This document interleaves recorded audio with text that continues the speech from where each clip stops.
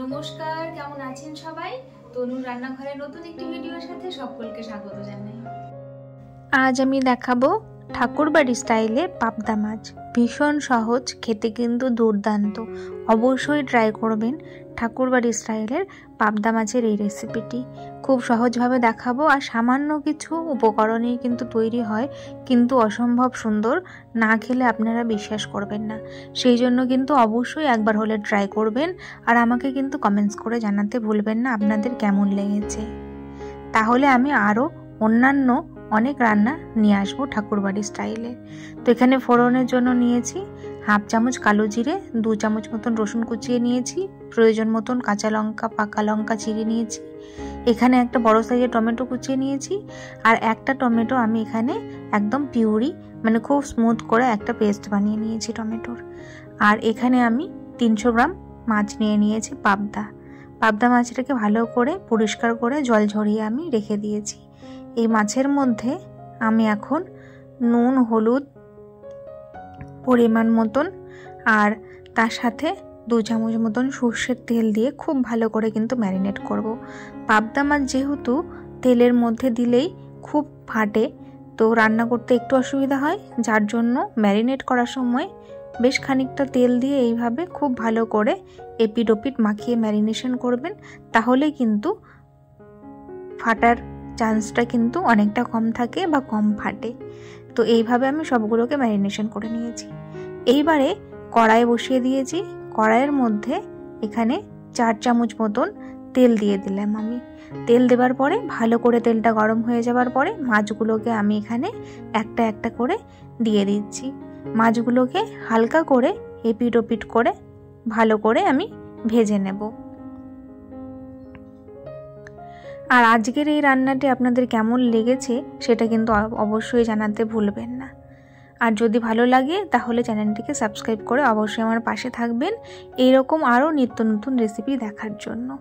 তো দেখুন, সব মাছগুলোকেই কিন্তু আমি একবারে দিয়ে দিলাম। তেলটা কিন্তু খুব ভালো করে গরম করবেন, না হলে কিন্তু পাবদা মাছ একটু ভেঙে যায়। খুব নরম মাছ, ভাজতে গিয়ে কিন্তু একটু একটু ভেঙেই যায়। তো সেই জন্য আপনার তেলটা ভালো করে গরম করলে কিন্তু গোটা গোটা থাকবে। তো এইরকম লালচে করে আমি ভেজে নিয়েছি সব মাছগুলোকেই। এইবারে ওই তেলের মধ্যেই আমি দিয়ে দিলাম হাফ চামচ কালো জিরেটা দেওয়ার পরে লঙ্কাটাও আমি একই সাথে দিয়ে দিলাম। লঙ্কা দেওয়ার পরে খুব ভালো করে কিন্তু একটু নাড়াচাড়া করে নিলাম, আর তার সাথে অ্যাড করে দিলাম 2 চামচ মতন রসুন কুচি। রসুনটা আমি এখানে একটু বেশি দিয়েছি, রসুনের ফ্লেভারের জন্যই কিন্তু পুরো গ্রেভির টেস্টটা কিন্তু একদম আলাদা রকম আসে, আর খেতে কিন্তু অন্য রকম লাগে, ভীষণ সুন্দর লাগে। রসুন থেকে যখন খুব ভালো করে গন্ধ ছাড়া শুরু করে দেবে বা রসুনটা হালকা গোল্ডেন মতন হয়ে আসবে, সেই সময় আমি কুচিয়ে রাখা টমেটোটা কিন্তু এর মধ্যে অ্যাড করে দিয়েছি।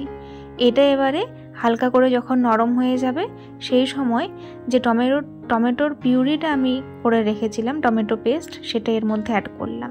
এরপরে 1 চামচ হলুদ গুঁড়ো, হাফ চামচ লঙ্কা গুঁড়ো, আর স্বাদ মতন নুন আমি দিয়ে দিলাম। এর সাথে কিন্তু অন্যান্য বেশি কোনো মশলা আপনারা দেবেন না। এটা সিম্পলভাবে এইভাবে রান্না করে দেখবেন পাবদা মাছের ঝাল বা পাবদা মাছের সর্ষে পোস্ত এই সব রেসিপিগুলোর থেকে এটা একদমই আলাদা, অসম্ভব সুন্দর হয় খেতে। তো অবশ্যই ট্রাই করবেন, বারবার বলছি। আর কেমন হয়েছিল জানাতে ভুলবেন না। আর পাবদা মাছ কার কার প্রিয় সেটাও কিন্তু জানাতে ভুলবেন না। পাবদা মাছ আমার কিন্তু খুব ফেভারিট। তো এইভাবে সম্পূর্ণ মশলাগুলোকে খুব ভালো করে কষাতে হবে, কেননা টমেটোটা 2 রকমভাবে ইউজ হয়েছে। তো টমেটোর কাঁচা গন্ধটা খুব ভালো করে কিন্তু কষালে তবেই কিন্তু যাবে। তো ভালো করে কষালে তবেই কিন্তু খেতে ভালো লাগবে।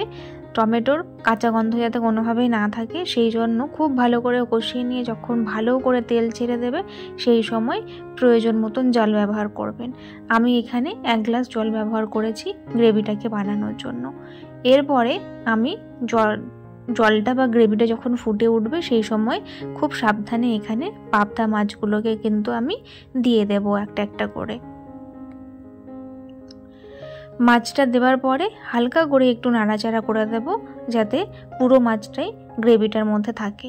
এরপরে আমি এবারে গ্যাসের ফ্লেমটাকে বন্ধ করে কিছুক্ষণের জন্য ঢাকা দিয়ে দেব। 10 মিনিট মতন ফোটানোর পরে কতটা সুন্দর কালার এসেছে দেখুন।